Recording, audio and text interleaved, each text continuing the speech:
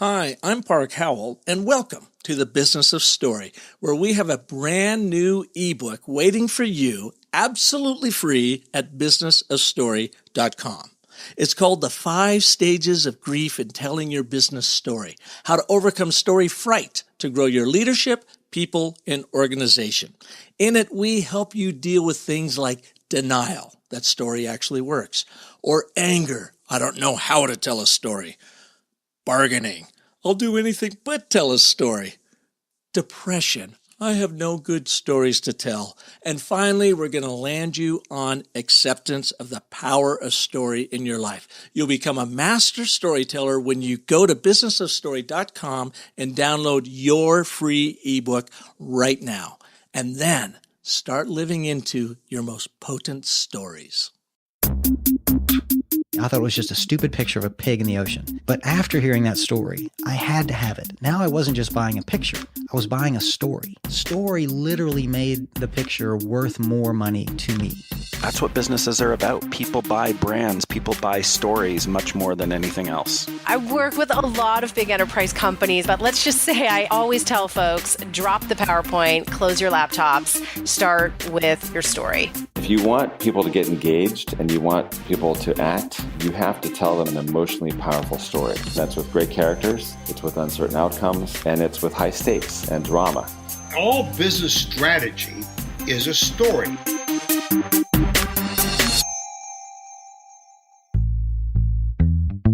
If you were with us last week, you met Chris Herbert, the Gandalf of New Zealand storytellers, sharing how to use small batch storytelling to literally move mountains. In her case, with the company she owns with her husband Alex, Kingswood Skis. Well, this week we're moving a bit north to Melbourne, Australia, and our friend Shawn Callahan, co-owner of Anecdote and co-creator of the Storytelling for Leaders and Storytelling for Sales Deliberate Practice programs. We welcome Shawn back to the show as he made his first appearance here on Business of Story a couple of years ago when he showed us ways to put stories to work within our brands and within our businesses. But on today's episode, it's all about how to create courageous and compelling strategy stories to take your business and your people in new, exciting, and often scary, at least for them, directions. Shawn will put you through the Costanza test to set the stage for your strategy story. We'll then dive into the clarity story pattern and how to use it to paint a picture of a brighter future for your folks. And you'll learn the 4 steps to making a strategy story work for you. Plus, Shawn talks about a new podcast that he's doing with his business partner called Anecdotally Speaking that you're going to want to add to your library. Because as he points out, if you want to be a good storyteller, you first must become a good story listener. Their new show shows you how to do that through true stories well told. So let's visit Melbourne right now and our good friend, Shawn Callahan. Shawn, welcome back to the show. Hey, Park. It's great to hear you.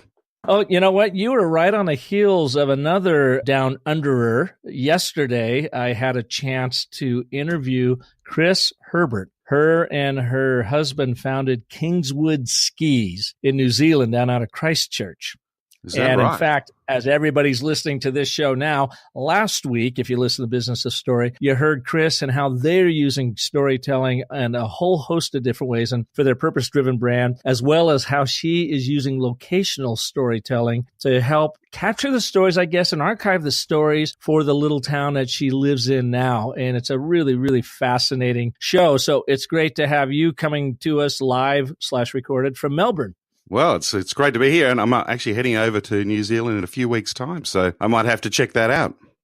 Oh, yeah. Well, if you're around Christchurch, look them up. They're really, really great people, and she was a wonderful guest here on the show. And what is it about you folks over there in Australia and New Zealand? It seems like you just have a real knack and uncanny interest in story. Do you think that is true across the culture and in business there? Or are you having to drum it up there just like we do over here in North America?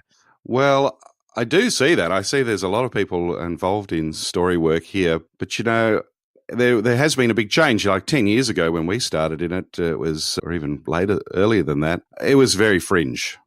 People really looked at us and scratched their heads. But these days, you're seeing it everywhere. People are wanting to do story work in all sorts of different ways. I guess the challenge, though, that they're facing is they don't really know what it is. So they're saying things like, we really need the story of our product or the story of our service.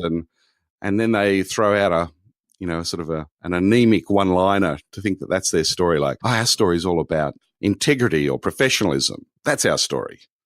And I have to sort of tell them, well, it's not quite a story. But yeah, I don't know why. Maybe with the indigenous population so close to what we do here in this part of the world, and of course that's a core part of their culture is storytelling. Maybe that's part of it. I wonder. I don't know. We have, quite an indigenous population around here in America too, as you well know. And I tell you, I get the same question. Some people come in. I actually had a call from an extraordinarily large brand that said, we want to bring you in to do a 2-hour storytelling workshop. But I can tell you right now, we're already pretty good storytellers. So I'm like, well, then why are you bringing me in? And the fact of the matter is people just don't understand, I think, really what a story is. They think facts and functions and opinions and assertions are a narrative or a story, but I would define it much more of, no, it's what is the actual human impact, the actual event that occurred that led to some sort of insight within your business or customer or shareholders or stakeholders that we all can learn from. I think that term event is the key thing. A story is all about something that happened. And, and you're recounting that happening. And as you say, the connection to the insight or the change that occurred as a result of that.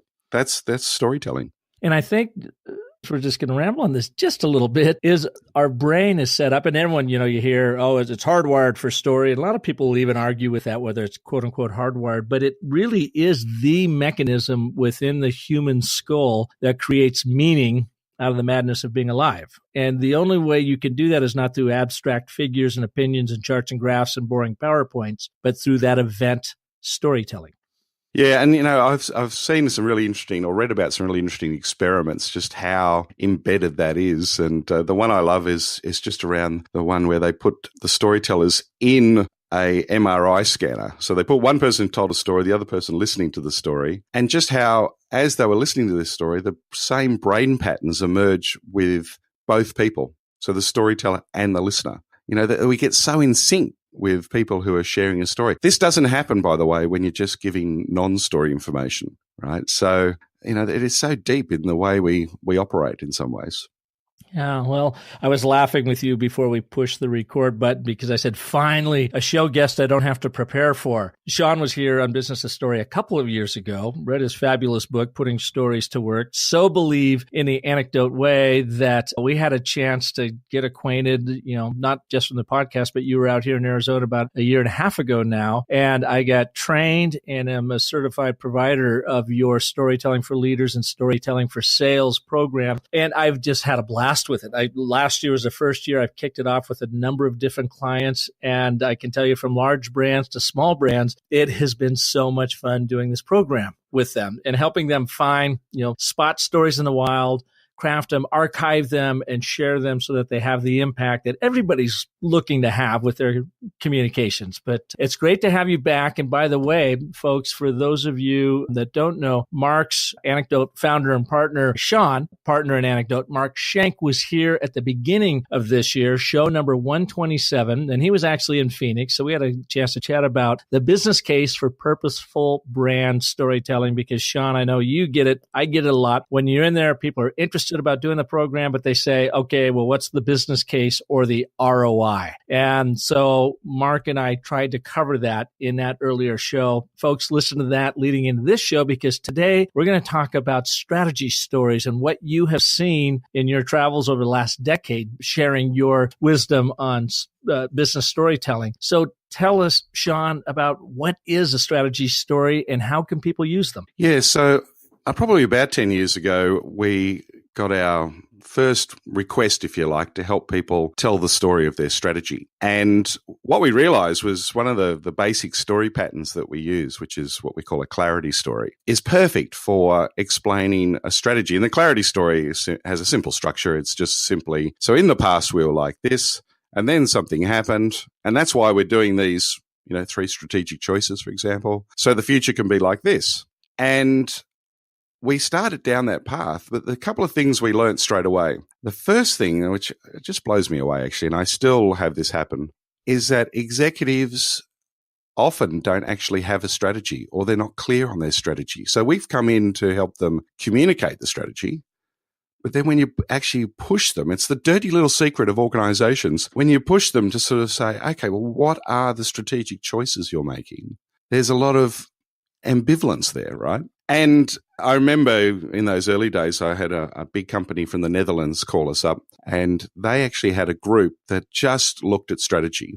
That was their job. They had 20 people in this group. And I had the head of strategy and the head of comms on the phone. And the head of strategy wanted to, sort of get into this whole tell the story of the strategy. And unfortunately, the head of comms felt that, they felt that they had already nailed it, if you like. And they kept on saying, oh, no, we have a story. So, I eventually just said, well, just tell me the story then, and the guy, unfortunately, he just sort of waffled for 5 minutes. And then eventually the head of strategy sort of said, okay, we clearly don't have a strategy or a story. We don't have a story around this. And then I sort of said, okay, well, let's get going. We started this project. And I said, oh, well, send me your strategy. So, Shawn, can I ask you real quick, when they thought they had a strategy, was it really more like they have an outcome? This is our wished outcome, and therefore that is what we believe our strategy is, but they didn't actually have the strategy in place to attain that outcome? No, well, they didn't.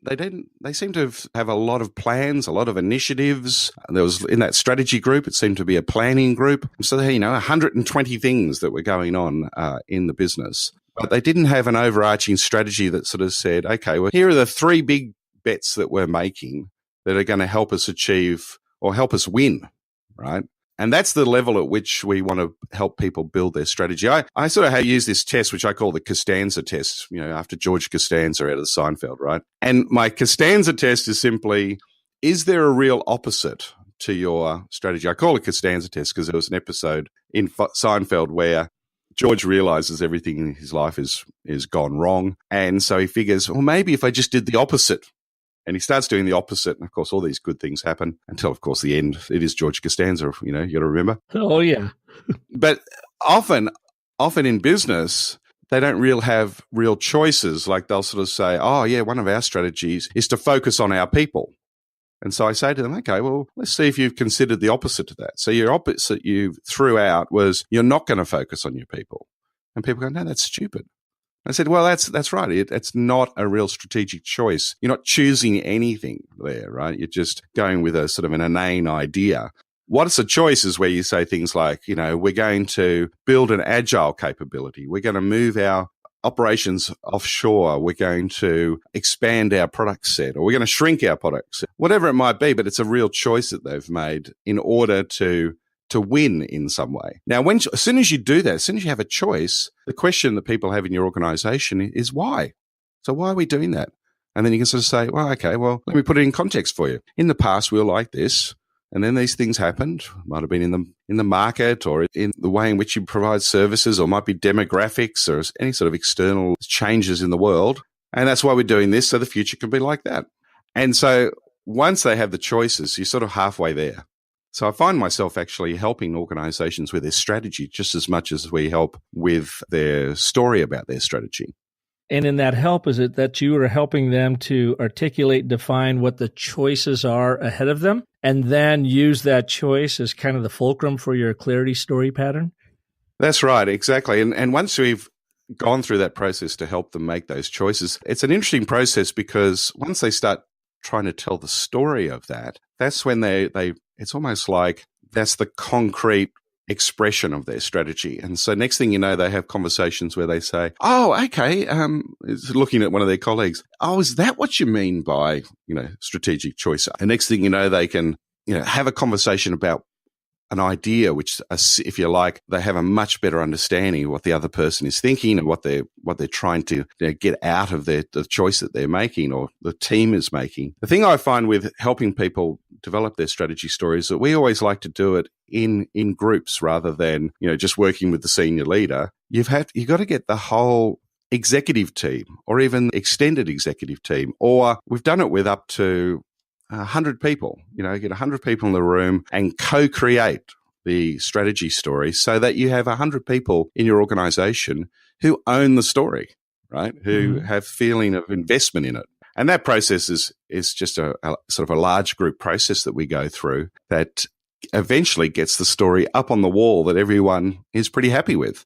And someone, hopefully the leader, can actually stand up and tell it off the top of their head. So can you take us through kind of that high-level process? Let's just make up, we are Acme Irrigation Company. Yes. And I believe I've got a strategy together, and I want to dominate the irrigation business. I don't even know why irrigation just came to me in North America. And I have assembled 100 of my finest employees and staff and leadership in the room per your request. Although I'm thinking, geez, Shawn, these people should be working. Why do we have them all in here? Because I can just imagine that you probably get some of that pushback too. Take us through. In my strategy is market domination. So what do you do to get that group to start breaking down what we mean by market domination, to get it into a strategy framework? Yeah, well, the actual creation of the strategy is we're hoping that they have that, right? But often they don't, as I said. In which case, so if it's market domination, we could just sort of say to them, well, what are the 3 things you're going to do to achieve market domination? And what bets are you making that will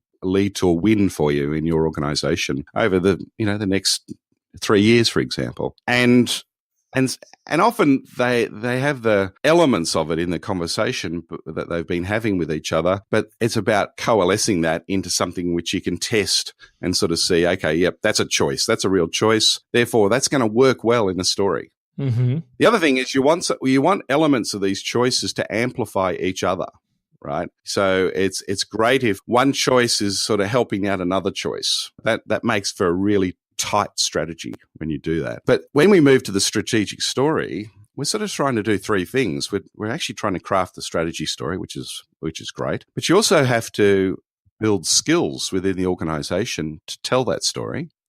And, we've talked about storytelling for leaders and storytelling for sales. So we use those types of programs to build the skills. But thirdly, you actually have to embed stories throughout the organization so that people can really see the strategy in action, right? To sort of see, oh, okay, so that's what our strategy looks like when it actually works. And you've got to do that in a systematic and purposeful way so that the stories are flowing through the organization on a regular basis. But the very beginning of this is that they need to be able to spot stories. And we've talked about the story spotting framework before, but to quickly go through it, there's sort of 3 things that three main things and a 4th element that you have to be looking for. A story nearly always starts with a time marker. So as soon as someone says, oh, just the other day or 3 weeks ago or back in 2004, that's the beginning of a story, right? It has events. This happened and that happened and this happened. It has people, doing things, trying to get things done, talking to each other, dialogue. And probably most importantly, those 3 things in themselves don't make a story. Something has to happen which is unanticipated so that when someone hears it, they sort of at least raise their eyebrow, right? Now, this is quite a different way of thinking about story than a lot of people think about story who have come from almost like a Hollywood-informed understanding of story. Yeah, like our business's story. I mean, ours and the reason why I was attracted to what you guys are doing is mine is very much Hollywood informed, hero's journey, mapped to business through the 10-step story cycle that is really effective in brand story strategy development, communications. I mean, creating the communication materials and getting people to think in story structure. Yours is, to me, a great hand in glove complement to it because yours is about finding these stories now in the wild. You're not fabricating stories. You're not fabricating story strategy. You're finding these stories to amplify and support what you've created on behalf of your brand through the story cycle process. Yeah, that's a perfect way of putting it because that sort of larger overarching story is sort of almost like the top-down element. And this is sort of the bottom-up. And this is like finding stories in the organization that reflect, the stories that are actually being told in the organization. So once you've got that, once you've helped people understand that element of that different perspective on story work, the lights sort of flash open for them. And the next thing you know, they're seeing stories all over the place. Then we take them through just a 4-step process. Everyone has a 4-step process, right? Well, mine's 10, but 4 is a little easier. Oh, well, okay. Yeah. So the 4 steps we take them through is, first of all, there's a preparation phase, which is just really 2 things happening there. One is we're really understanding what the strategy is, and that's where we realize that some work needs to be done on strategy, but also building some relationships with the leaders so that when we come in to craft the story with them, that, we've built that rapport. The second phase is around crafting. Third is around connecting to the sort of strategy story. And then fourthly is embedding that story so that the strategy is embedded in the organization. And there's a couple of lessons, I suppose, I've learned in doing this. My interest is primarily oral stories. And the way in which we used to say craft stories in the past is that we, run a workshop and get the leaders in there sort of building up the story and bringing in their own experiences, etc. And then once it had been built, we would go away and we'd write it down and sort of start to craft it into something that was, we thought was a really great story. But then this is what would happen. We would send that back to the organization and they start operating like they were 6th grade grammar teachers, right? Next thing you know, they sort of go, I don't know, is it the word integrity the word we want here? Or, and as the red pens come out and anyway, it just gets dragged down into overthinking the fact that this is an oral story, remember? It's not a written story. This is an oral story. So I threw that idea out, and now the way we do it is we keep it oral for as long as possible. So we go through the same process to craft it, but then I'll bring the material back, and then we'll work out the oral story, tell it orally into an MP3, and then send it back out for review. And you get a totally different response. The response that you get from the executives will be along the lines of, I really love the beginning of the story. It really made me feel proud to work in this organization. And I was excited by the second bit, but I guess about after a minute, I was a little bit bored there for probably about 60 seconds. But then it really finished nicely, and I love the end. So what they're doing is they're giving their emotional response to it as opposed to their thinking logical response. And that, in terms of the success of the story, is a big part of it. You want to see how people respond to it emotionally. So we do a number of iterations that way. Eventually, we'd still have to write it down, but you don't want to write it down too early. You want to sort of hold back from that as much as you can. The reason being, I guess, is when you write it down, it somehow flops it over to the logical brain. And so people first have to scrutinize the grammar as opposed to just kind of hanging back and taking in the story to connect with it. Yeah, absolutely. And there's really, you have these a literate way of sort of communicating, which is writing things down, which takes quite a different approach. It's sort of, using fancier words, for example. You start to talk in the sort of the corporate speak of the organization. Whereas when you're in oral storytelling mode, it's small words, it's concrete things. It's found kind of colloquial in the way you'd say it. So it doesn't sound the same at all. So you want to hold back from jumping into that written version too quickly. Yeah, and it gets them to connect again by hearing the story over and over. They're now getting more familiar with that story. And it's kind of a lot easier, to sit down and, read yet another document is, more work to be done. Sit and listen to a 3-minute audio. That's nothing. They can easily do it. And it's quite pleasurable, actually. Mm-hmm. So I think that's one of the big lessons for us is to make sure we keep it oral. The other thing that keeps happening over and over, and, it's an important lesson, I suppose, is that when we helping people learn the story, we have this metaphor that really there is an overarching composition, sort of a symphony for this story, but each person has their own arrangement, right? You have to tell it the way in which you want to tell it. I remember teaching a group of executives for a big pharmaceutical company, and I had about maybe 100 in the room, and I could see that there was an argument sort of going on in the middle of the room, as I was sort of teaching this strategy story. And eventually this lady puts her hand up and she's kind of pointing to the guy next to her. And so someone passes him the microphone, he stands up and he has the strategy story in his hand and he's sort of going through and he's saying, well, I don't like this word and I don't like that word. And he finds about 6 things that he's uncomfortable with. And at the end of it, I just sort of said, well, why don't you just tell it like you want to tell it? And you can sort of see his mind being blown here because over the years, he's just been given scripts to follow. Never has he been given, if you like, the overarching or like the backbone of the story, and for him to fill in the detail, with his own stories, with his own personal recollections. And that's what we've been doing with organizations. And it's just been this breath of fresh air for them. The CEO came up to me at the end of it and she said, Shawn, it was a great day, but I tell you what, the bit that I loved was the fact that that gentleman realized that he could tell his own story. Yeah. And I guess, and this is where the authenticity comes from as well. I mean, you're exactly right. And I was in California doing a keynote story presentation to Visit California, which is their big overall statewide marketing group for destination tourism marketers. And it was over Valentine's Day, the 14th and 15th. And it was in Disneyland. We were staying at the California Grand Hotel there. And I got on stage, and this was a business of story presentation, got on stage and said, this is both an honor and a little terrifying to be teaching you storytelling in probably the epicenter of storytelling in all of the world, the happiest place on earth. But I took them through the 10-step story cycle process. And we had all of 45 minutes.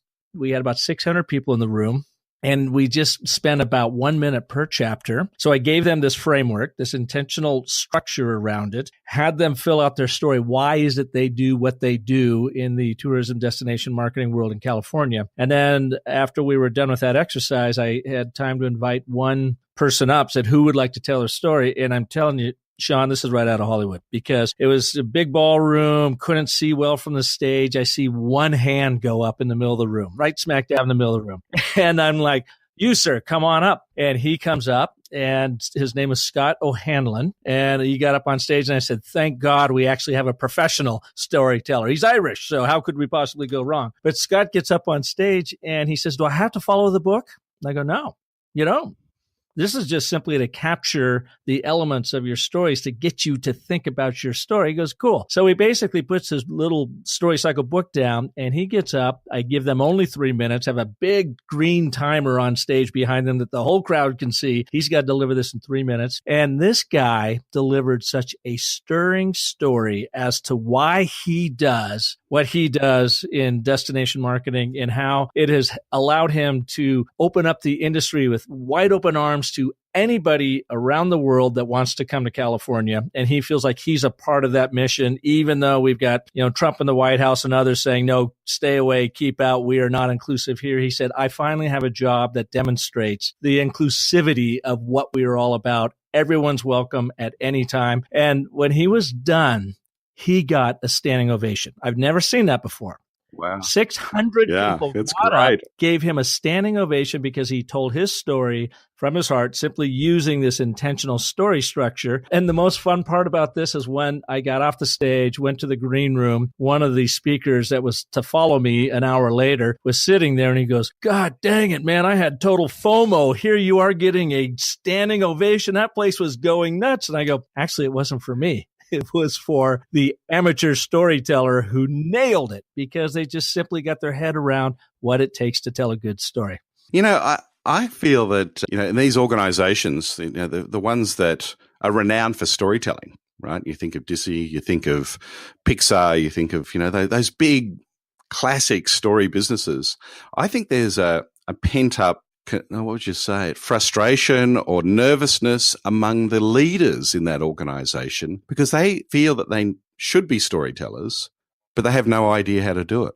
So, over in the corner, you've got the guys who are building the next great movie or whatever, and they're absolute artful in their story creation. But the people who are running the business, the suits, they're being told that they're in a story business, but they don't have a process like you took them through. They don't know how to do it. And they're freaked out. So I'm amazed at how many organizations I'm working with who have sort of got that sort of background, and they just need some structures and some simple ways to do it so that they can also tell stories. I reckon their stories will be quite different to the ones, of course, that are the game makers and the Hollywood studios are actually creating. Of course they are, because they're the small stories, right? These 3-minute stories like you were telling. Think about it. All those folks that rise to that level running any sort of organization are, MBAs, financial wizards, brainiacs that really understand spreadsheets and trending and all that sort of thing. But when in all of their education are they taught how to communicate? and communicate well. And even more so, when and ever or never are they taught how to tell stories and to embrace story in the corporate world. They're just simply not taught how to do something that they were born with. And in fact, if anything, it's coached out of them. It's like, no, we don't need that here. Yeah. You know? That's right. Exactly. And, you know, the only time they recognize it is kind of when they stumble over it because a colleague has done something and they've gone, oh my God, that had such a good impact. I just heard recently there was a CEO of a large consulting company went to give a presentation and he had his colleague with him. His colleague was also giving the presentation behind him, but the CEO stood up and said, hey guys, have you ever heard of the movie Hidden Figures? You know, everyone's, nodding their head. Have you ever come across that movie? Yep. Park? Oh yeah. It's a great movie. The NASA, The NASA moonshot movie. Anyway, he's talking about how the African-American women are mainly used as what they call computers. People are actually doing mathematical calculations. And at the same time, they're bringing in this big IBM computer. And one of the women, the leaders of the women in the sort of the computing pool, realize that this is a threat. Right? This is going to put them out of a job. But what she does is she goes to the library. She learns about Fortran and programming languages. She learns how to program this computer. She teaches all of her colleagues how to do it. Next thing you know, they're the first cohort of programmers for this IBM computer in NASA. And he tells this story and it does a fabulous job. But right at the end, he just says, and so what's your Fortran? Right? What's the disruption that you're going to face? Anyway, everyone just goes wild and they're sort of getting back to him saying, well, our team got together and we worked out our Fortran and, and all sorts of things like that. And there's lots of conversation about it. The other fellow, he gives the sort of standard presentation of slide comes up and he goes, so what this slide says is blah, blah, blah. And next slide. Yeah. So there's 7 different points here I want to get across. And next slide. Do you think they said anything about his presentation? Hell no. No. Hell no, right? So that's when the penny dropped for him. He went, oh my God, I'm just so missing out because I'm not sharing any stories. So I think they have to bump into it, and sort of see it. And if you don't have models of it around in your organization, you don't even think that it's there, right? You don't know what you're missing. Yeah, you get bumped into it or it slaps you upside the head and you go, oh my God, did you see how great that lady just was on stage? What made her so great? She told real stories, eventful stories, human impact. Yeah. And of course, even if you see someone tell a story and if you don't really have your mind in this idea of there's a difference between stories and non-stories, it's quite possible you would miss that as well. You would just think, gee, that was a great presentation. People really engaged in that. You wouldn't even think that they just shared a story. So that's why story spotting becomes such a important skill to have. So you can say, that's a story just there. And there's another one there. And you can sort of see the impact it has. On that, the power of a person's name and how it can absolutely control a story. So where did I go? I went out to Washington, D.C. and was working out there a few weeks ago. And on the way out for the very first time, I read Andrew Carnegie's How to Win Friends and Influence People. I never read the book, certainly ever heard about it over and over again. And I read it, just absolutely loved it. Got through the whole thing by the time I landed at Dulles. And I was waiting outside for my fabulous ride to pick me up to go over to the Best Western right there at Dulles. So really, fine location to be hanging out. I was working with the Air Force out there and it was cold, windy. The water was kind of sprinkling down on me and whatever. And there was this big black 12-person Mercedes van, 2 of them there. And they, very nice high-end limousine type company. And one of the guys gets out and he comes up to me and he says, are you with FEMA? And I said, no. Are you picking up the FEMA folks coming in? Oh yeah, we've got them coming in from all around the world. We have a big FEMA conference here and our job's to run them out there. I thought maybe you've been waiting here. I said, no, I've been waiting for the Best Western Express. And he said, oh, you just missed them. They should be back here in about 10 minutes. And I said, well, you dropping these people off, that's an important job because I've, flown around the world and they've been taken to other places. And it's so nice when somebody picks me up and just drops me off there. What's your name?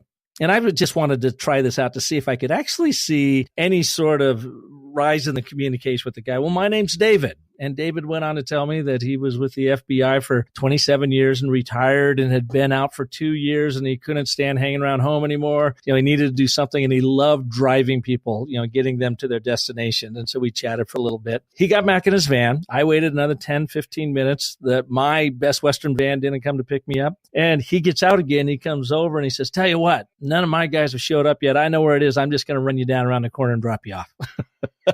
And so he took me, dropped me off, didn't charge me. I gave him a handsome tip, and I just said, wow. And I told Michelle, my wife, that story, and she thought I was being manipulative. And I said, I didn't use his name to try to get a free ride. I never even dreamed that he was going to give me a free ride anywhere. I just used it because I wanted to see if it elevated our conversation. Well, not only did it, give him a lift, but I got a lift to Best Western at the same time.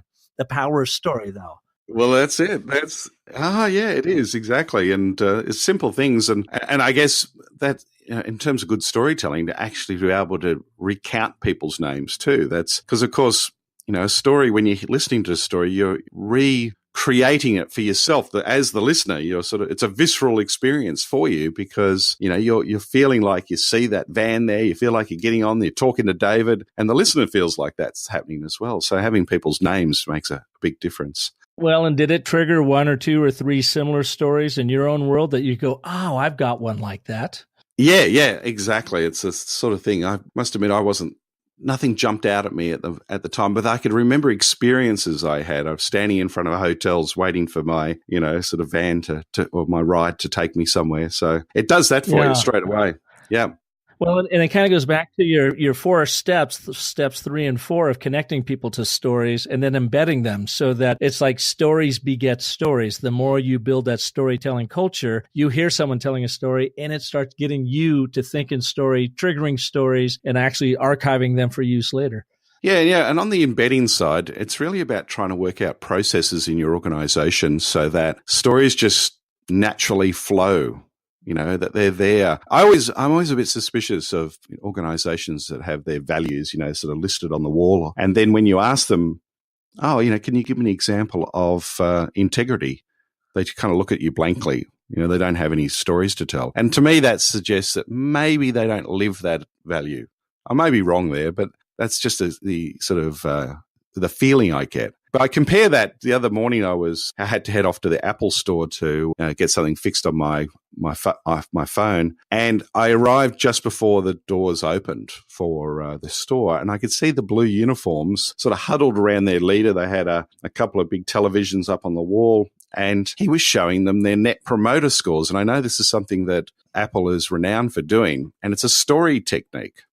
They would never call it a story technique, but it's definitely a story technique. So what they would do is they would show the net promoter scores from the day before relating to specific store members, people who are working in the store at Apple. And they might have Julie that got a 10 out of 10 yesterday. And so they sort of say to Julie, got a 10 out of 10. That guy that came in from, sort of out in the outer suburbs with a mini iPad issue. How about you share everyone what happened there?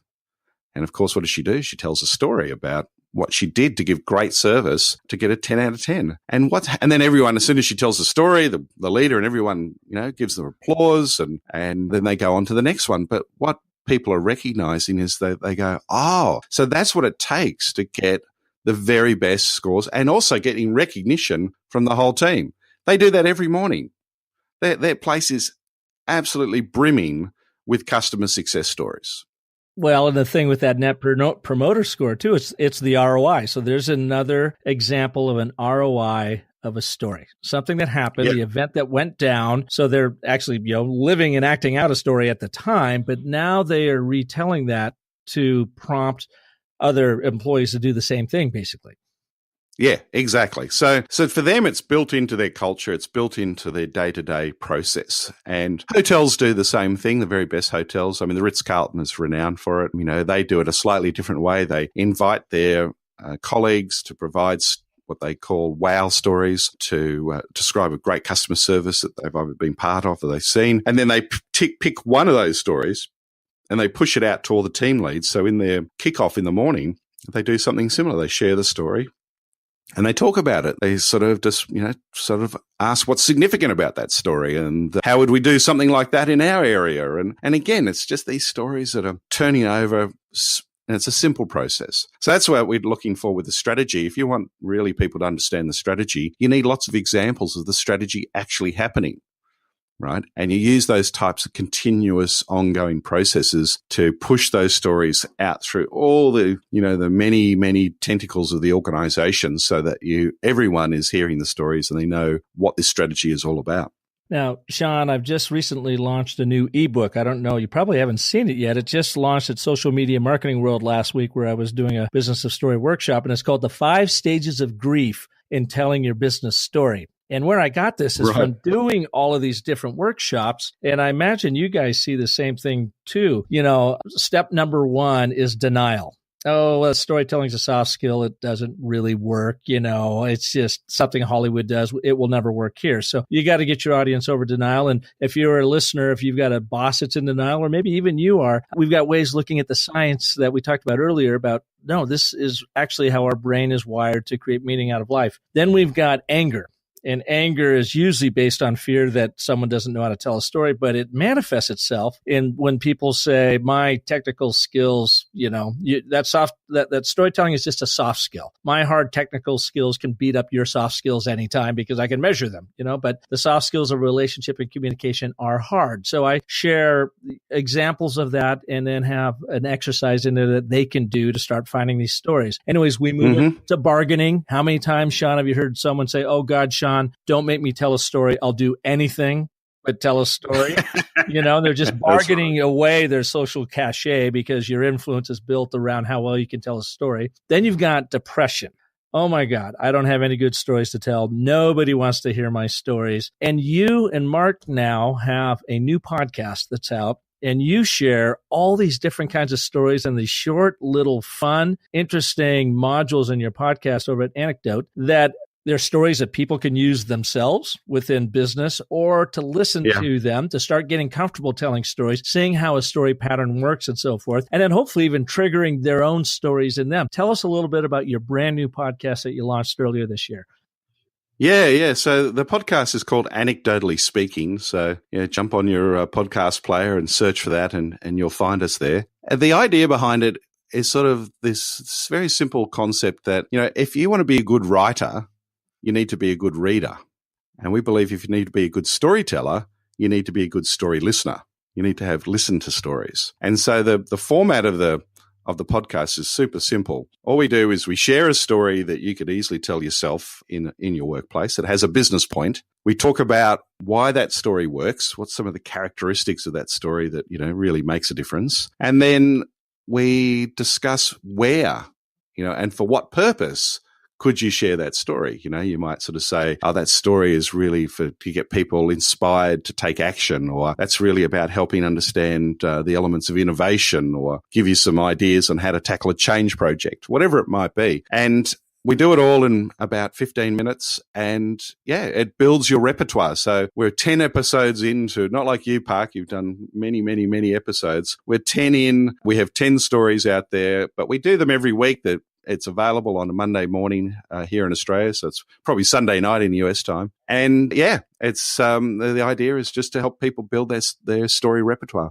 Well, and what I like about it is it definitely does that, but some of your stories are so well, they're all interesting, but I don't know. The one that really intrigued me was when the guy comes home to his house. They're remodeling their bathroom, and they've done all this intricate tile work, and it had taken a little bit longer, like all remodels go. And he goes in there, and he notices one little thing wrong, and he goes berserk. And his wife goes, "Oh my God, do you do this at the office too with your people?" And apparently he did, and used that as an anecdote or an example of, honey, you got to get your act together. You can't be screaming and going berserk over these little things like that when people are trying to do their best, especially in big, intricate projects. Now, I totally, hammered that down to about 30 seconds, but I just thought it was such a great little lesson story you shared in that one. And it's a powerful story because if you want to have a conversation with a group of people and you want everyone to take a positive perspective on it, you tell a story like that, and they feel that they can't just be the negative nanny in the room, right? And go down the sort of pointing out the problems with the grouting. They have to be more positive about things. So it just changes the conversation dynamic just by sharing a story. So yeah, and the great thing about these stories is that they can be little personal stories like that, or they can be quite big ones. We tell one about 9/11 and some of the lessons out of that. We've told stories about leaders from Mars Incorporated. We've talked about buildings almost collapsing in New York City. And this week is about Jackie Stewart, the great Formula One champion, and just a little thing that he noticed in the pits. So yeah, they're also from all sorts of different walks of life. Yeah, a really great show. So you can find it Anecdotally Speaking, and that's, I guess, on iTunes and Stitcher and all the places you get your podcasts. That's right. Anywhere you find a good podcast, that's where we're at.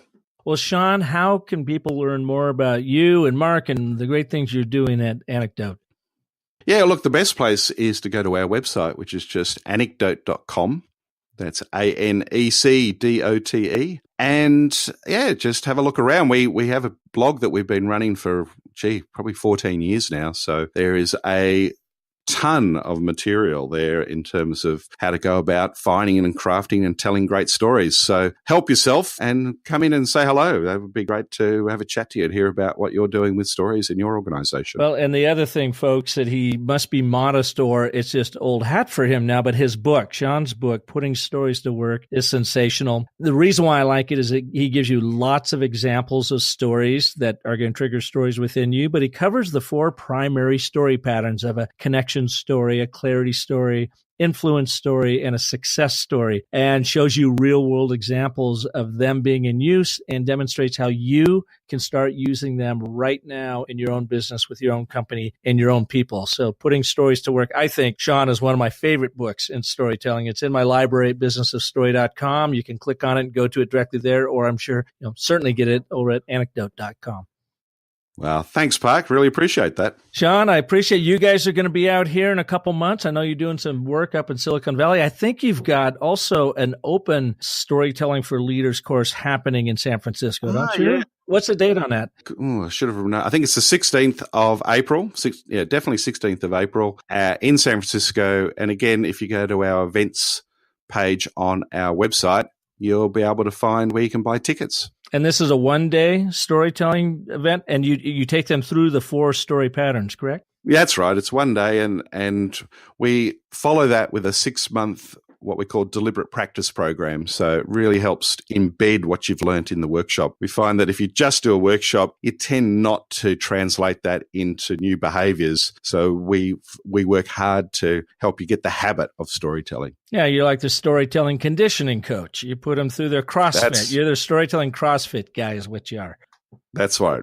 Exactly. Well, Shawn, I like it. Thanks so much for coming back to the show. It was great to having you here after about 2 years of doing business of story. Good to have you back. Yeah, it was fantastic to be back. Thanks very much, Park. Absolutely. And thank you all for listening to this edition. You know where to go. If I can be of service to you, businessofstory.com. You can download your free ebook there that we talked about earlier, The 5 Stages of Grief in Your Business Storytelling. And by the way, I didn't get to stage 5, and stage 5 is acceptance. I've got a terrific story in there from Sean Schroeder of Blue River Blue River Interactive is when they finally accepted story and brand storytelling in their work, what it has done for their design firm. Great stuff. And while you're also there, if you want to start putting story to work on your brand right now, download your DIY brand story strategy workbook. It's only $45. Literally is the best investment you can make if you are looking to turn your business into a multi-million-dollar operation. I've had hundreds of people go through it, and it works every single time if you put the effort in. All at businessofstory.com.